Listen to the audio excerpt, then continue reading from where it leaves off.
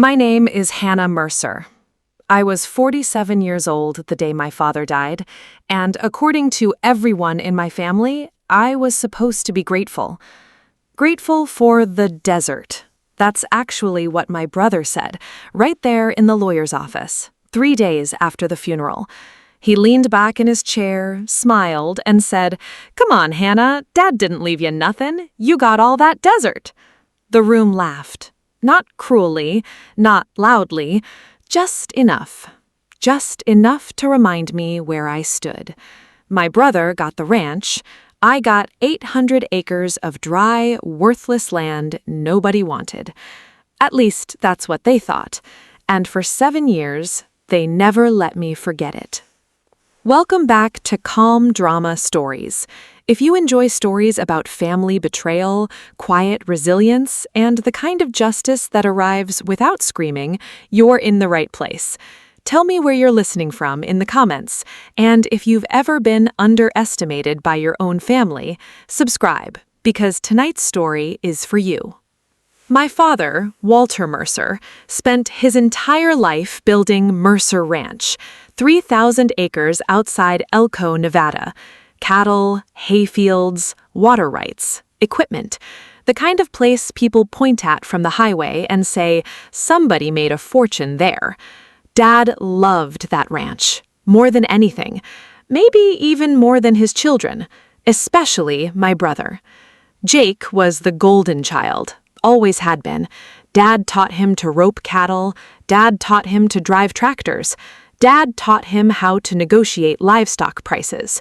By the time Jake was 15, people already called him the future of Mercer Ranch.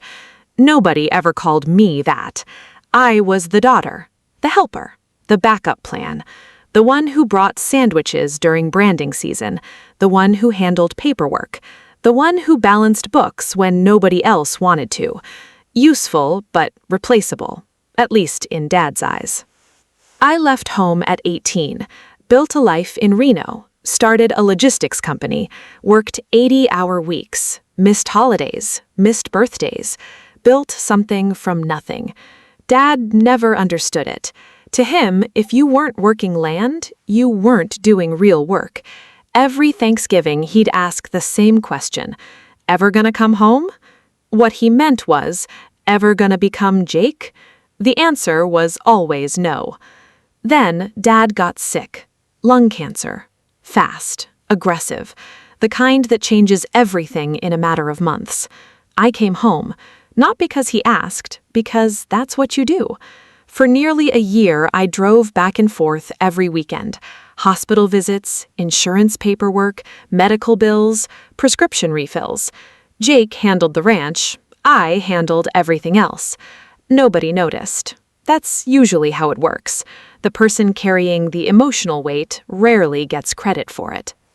The night before Dad died, I sat beside his hospital bed. The machines hummed softly. The room smelled of disinfectant and coffee. He was half asleep, barely awake, but at one point he opened his eyes, looked directly at me, and said, "Take care of yourself, kiddo." That was it. 6 words. No speeches, no apologies, no grand revelations. Just 6 words, then he drifted back to sleep. By morning, he was gone. The funeral filled the church. Ranchers, neighbors, old friends. People Dad hadn't seen in years. Everyone talked about legacy. Everyone talked about the ranch. Everyone talked about Jake. I noticed that. Nobody asked what would happen to me, because they already knew, or thought they did. 3 days later, we sat in attorney Robert Gaines' office. The will reading, one of those moments families pretend aren't about money until they are. The attorney cleared his throat, opened the folder, and began reading. Dad left the ranch to Jake, all 3,000 acres, the cattle operation, the barns, the equipment, the water rights, everything, exactly as everyone expected.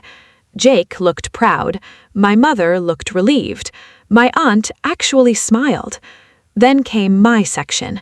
The room got quieter. The attorney adjusted his glasses and read, To my daughter, Hannah Mercer, I leave Parcel 18B, consisting of approximately 800 acres located west of Blackstone Ridge. That was it. One sentence. No explanation, no reason, nothing. Parcel 18B. Everybody knew Parcel 18B. Dry land, rocky terrain, no irrigation, no cattle, no structures, no power, nothing. The local joke was that even snakes avoided it. Jake laughed first, then my uncle, then eventually everyone else. Not malicious, just dismissive, like Dad had left me an old lawnmower. Jake leaned over and whispered, "At least you got something." I remember looking out the office window, watching a dust storm move across the distant hills, and thinking, maybe. The paperwork took another hour. When it was over, Jake shook hands with everybody, the new king of Mercer Ranch, the heir, the successor, the future. I signed my documents, collected my folder, and drove home alone. About halfway back to Reno, my phone rang. It was Jake. I almost ignored it. Instead, I answered. He got right to the point. "So, what are you going to do with the desert?" I said, "I didn't know." He laughed. "Sell it to somebody who collects rocks." Then he added something I'll never forget. Dad knew what he was doing. I asked what that meant. There was a pause. Then he said, he left the important stuff to the person who stayed. And that's when I realized something. The inheritance wasn't just property, it was a verdict. At least that's what Jake thought. For the next year, life moved on. I focused on my business, Jake ran the ranch, Mom stayed in the main house. The family acted like the story was finished, but every Christmas, every birthday, every holiday, somebody brought up the desert, always as a joke, always at my expense. "How's your empire? Found oil yet? Any gold buried out there?" Laughter. Every time. Then, one summer afternoon, curiosity got the better of me.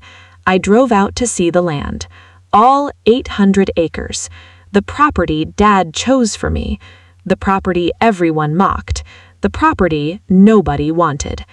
The drive took nearly 3 hours, most of it on dirt roads. By the time I arrived, the sun was dropping toward the mountains. The land was exactly what everyone said. Dry, rocky, empty. Miles of nothing. Or so it appeared. I parked my truck, got out, and started walking. The silence out there felt different. Heavy. Ancient. Like the ground was holding secrets. I spent nearly 2 hours exploring. Then I noticed something strange.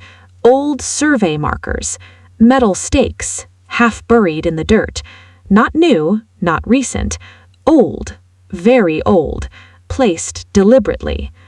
That night, I couldn't stop thinking about them. So I did what I've always done when something doesn't make sense. I started researching. Property records, county archives, historical maps, mining claims, survey reports, anything connected to Parcel 18B. And what I found made absolutely no sense, because somebody spent decades studying that land. Government agencies, geologists, private companies, mining consultants, dozens of reports, thousands of pages, all focused on one area, my area. I kept digging, month after month, year after year, not obsessively, just enough, like scratching at a mystery. And every time I looked, I found another clue, another report, another survey, another company that had quietly visited the property, then disappeared. 7 years passed. 7 years of jokes, 7 years of family gatherings, 7 years of being reminded that Jake got the ranch, and I got the desert. Then, one Tuesday morning, my receptionist called my office. Her voice sounded strange, nervous, excited, confused. She said, "There's a man here asking about your Nevada property." I asked, "Which property?" She replied, "The desert land." I almost laughed. Nobody asked about that land, ever.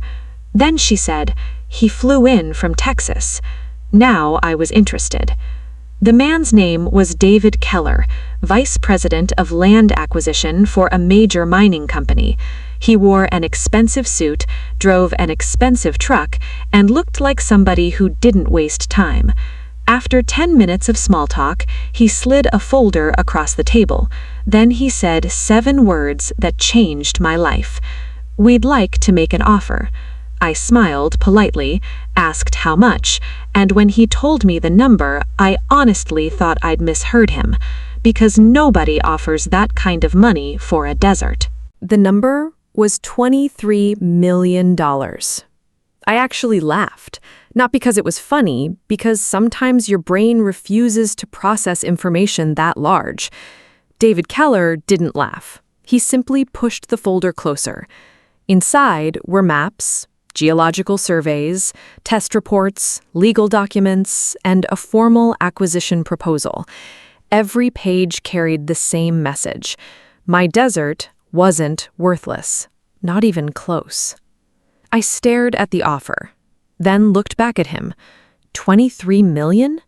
He nodded. Initial offer. Initial.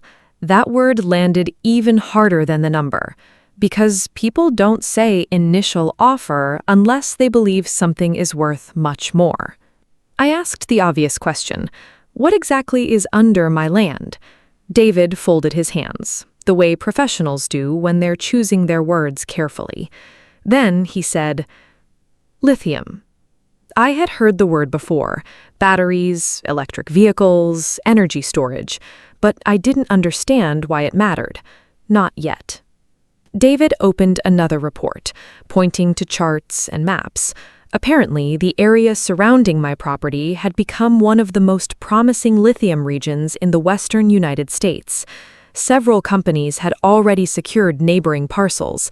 Millions had been spent exploring the region, and my land sat directly in the middle of a newly identified deposit, a very large one. I listened quietly, the way accountants listen when numbers start getting serious. Then I asked the question that mattered. How long have companies known about this? He hesitated. That hesitation told me everything. Potentially? He cleared his throat. Several years. Several years. The phrase hit me like cold water. Because suddenly all those old surveys, those government reports, those mysterious studies made sense. People had known. Maybe not exactly what was there, but enough to keep looking, enough to keep checking, enough to keep records. Then another thought arrived, a much darker one. If companies knew, could my father have known? I didn't ask David, not then. Instead, I thanked him, told him I'd need time, then watched him leave the parking lot. The moment his truck disappeared from the parking lot, I called my attorney. Her name was Susan Parker. Smart, careful, the kind of lawyer who never got excited until she saw paperwork. When I told her the number, even she went silent. For a second. Then she asked one question. Have you signed anything? No. Good. We met the next morning. Susan spent 4 hours reviewing documents. When she finally leaned back in her chair, she smiled. That's when I knew things were real, because lawyers almost never smile. According to Susan, the company wasn't guessing. They were serious, very serious. And based on comparable mineral transactions, 23 million might actually be low. Low. I kept hearing that word. $23 million. Low. By Friday afternoon, 3 additional companies had contacted me. 3. Not 1. 3. All interested in the same property. Suddenly, the desert nobody wanted was becoming the most valuable thing my family had ever owned. And that's when the phone calls started, because news travels fast in small towns, especially when money is involved. The first call came from my mother. She sounded breathless, nervous, almost excited. "Hannah?" "Yes." "Is it true?" I already knew what she meant. Still, I asked, "Is what true?" "The land." Long pause. "The $23 million?" There was it. No hello, no how have you been, straight to the money. I confirmed the offer. The silence that followed lasted nearly 10 seconds. Then she whispered, "Oh my God." For years, my inheritance had been family comedy material. Now, suddenly, nobody was laughing.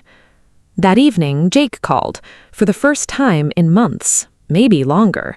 His voice sounded different, friendlier, warmer, almost brotherly. "Hannah." "Jake." "Crazy news."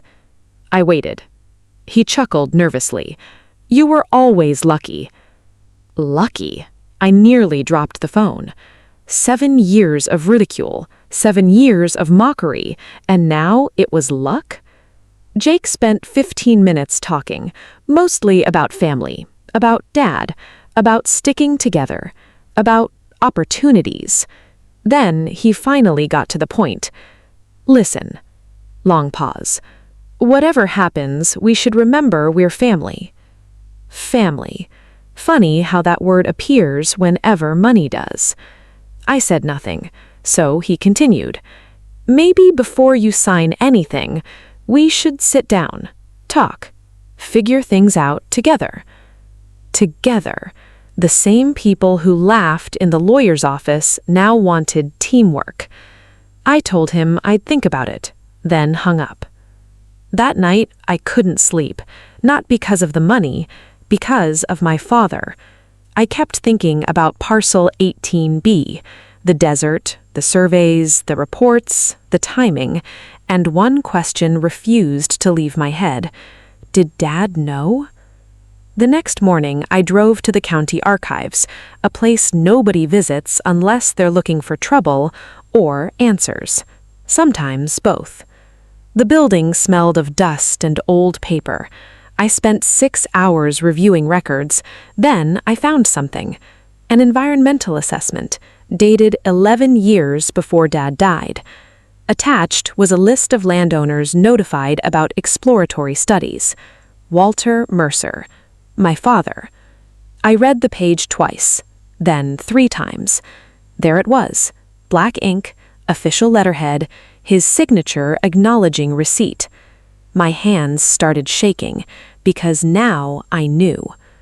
Dad knew. Companies were interested.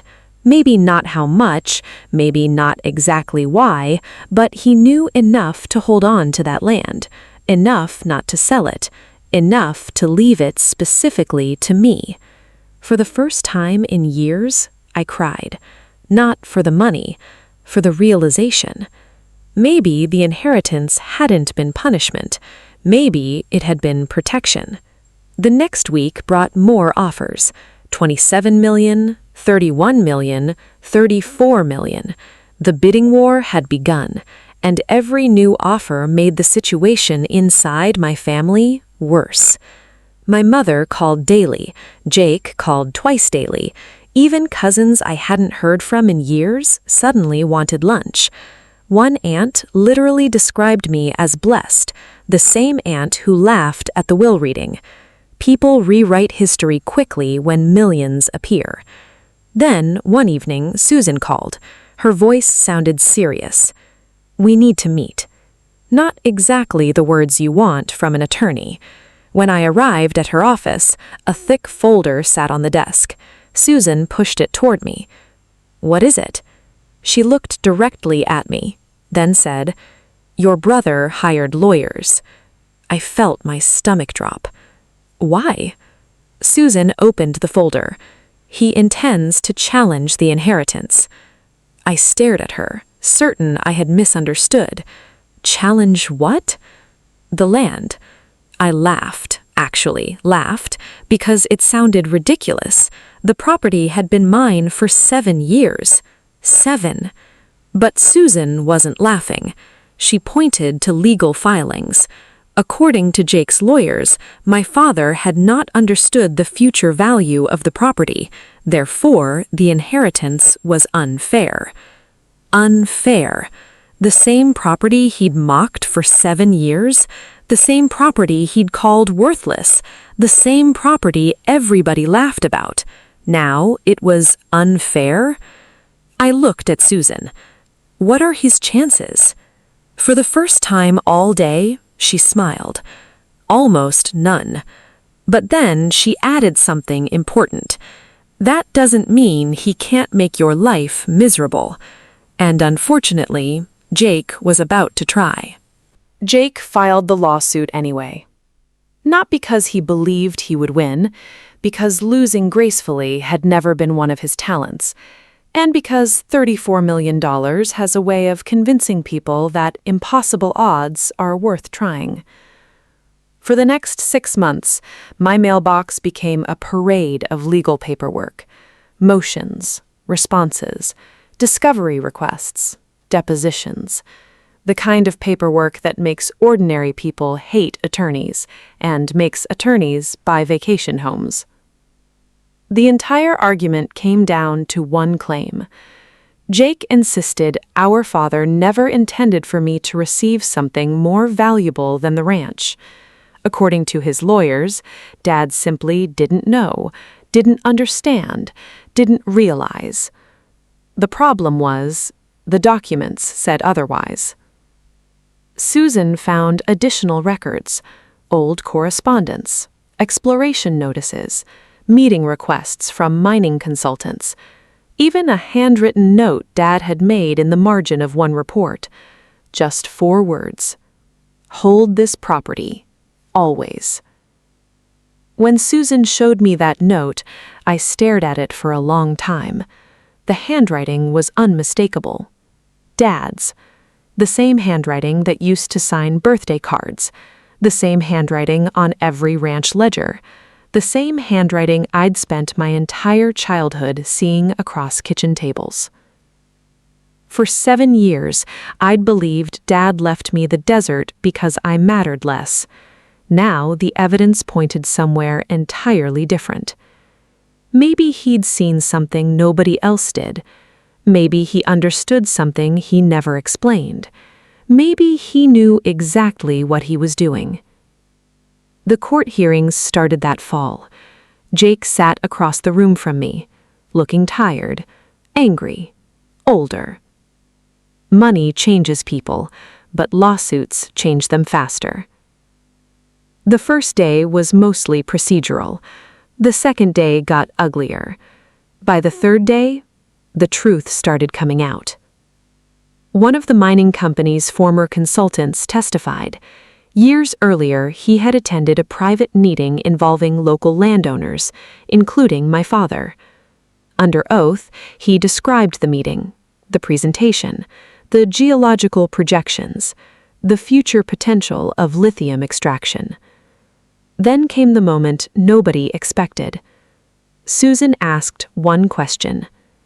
Did Walter Mercer appear confused about the value of parcel 18B?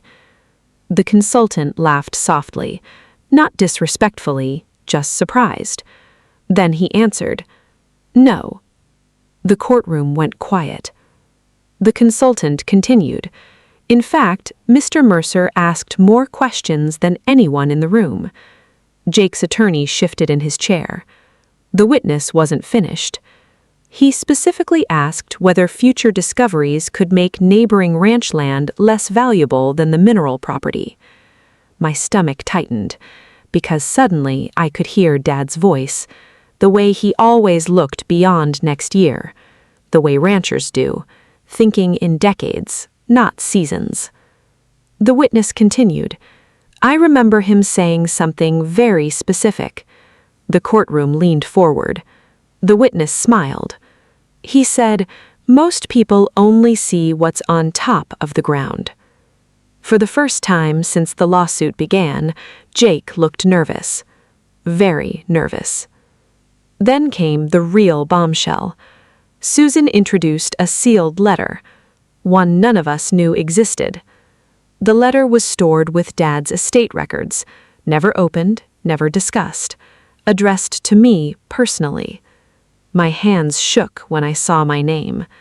The judge approved its admission, and Susan handed me the envelope. Dad's handwriting covered the front. I opened it carefully. The paper inside looked years old, folded, yellowed slightly. Then I started reading. Hannah, if you're reading this, I'm gone. The courtroom disappeared. Everything disappeared. For the next few minutes, it felt like Dad and I were the only people in the room. You probably think I left your brother the better inheritance. Most people will. That's fine. My vision blurred. Jake loves the ranch. He always has. And the ranch needs someone who wants it. I swallowed hard. You don't belong to this land the way he does. You belong to yourself. The room was completely silent. You see things differently. You always did. That one hurt, because it was true. Years ago, I attended meetings about the western parcel. Nobody knew exactly what was there, but I knew enough. I looked up briefly. Jake was staring at the table. The letter continued. Maybe it becomes valuable. Maybe it doesn't. But if it does, it should belong to the child who built her own future. I stopped reading, just for a second, because I couldn't. After a moment, I continued. The ranch gave me my life, but your independence made me proud in ways I never said out loud. Tears rolled down my face. Dad wasn't a man who spoke about feelings, ever, and now I was hearing them for the first time, years too late. If I made mistakes, and I know I did, don't spend your life carrying them with you. Take what's yours and live well. The final line nearly broke me. Love, Dad. That was it. 2 words. Love, Dad. The judge called a recess. Nobody objected. Nobody could. Even Jake looked emotional. The lawsuit ended 2 weeks later. Not because of the letter. The legal case was already collapsing. The letter simply finished it. Jake withdrew everything. Every claim. Every challenge. Every argument. Officially, he said it wasn't worth continuing. Unofficially, we all knew why. Dad had spoken, and for once, nobody could reinterpret him. 3 months later, the bidding war ended. The final agreement exceeded $40 million, more money than I ever imagined seeing in one lifetime. Reporters called, business magazines called, people who hadn't spoken to me in 20 years called. I ignored most of them. Because money changes your range account, but it doesn't automatically improve your judgment. The first thing I did was pay every tax bill. The second thing I did was hire better advisors. The third thing I did was disappear for a month. I rented a cabin in Montana. No phone calls, no interviews, no negotiations. Just silence. One evening, I sat beside a lake watching the sunset and realized something surprising. The best part wasn't the money. Not even close. The best part was finally understanding my father. For 7 years, I'd carried a wound that didn't actually exist. I thought he'd chosen Jake over me. I thought he'd measured our worth and found me lacking. The truth was more complicated. He'd seen 2 different children and left each of them something different. Jake got the life he wanted. I got the freedom I never knew was coming. Our relationship never returned to what it was, but it improved. Slowly. Carefully. The way broken fences get repaired one board at a time. A year later, Jake and I met for coffee. Just coffee. No lawyers, no family, no money. Halfway through the conversation, he said something I'd never expected. He said, "I'm sorry." Simple, direct, honest. Then he laughed. "You know what's funny?" I asked what. He shook his head. For 7 years, I felt sorry for you. I laughed too, because life has a strange sense of humor.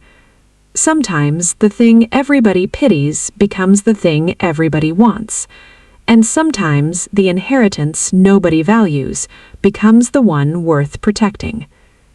These days, I still own a small piece of that desert, not because I need it, because I want it. Whenever I visit, I stand on the same ridge where I parked my truck years ago, the same place everyone called worthless. The wind still moves across the rocks. The silence still feels ancient. And every time I look out across those miles of open land, I remember something my father understood before anyone else. Most people only see what's on top of the ground. The valuable things are often hidden deeper. The same is true for land. The same is true for people. And sometimes, the same is true for love.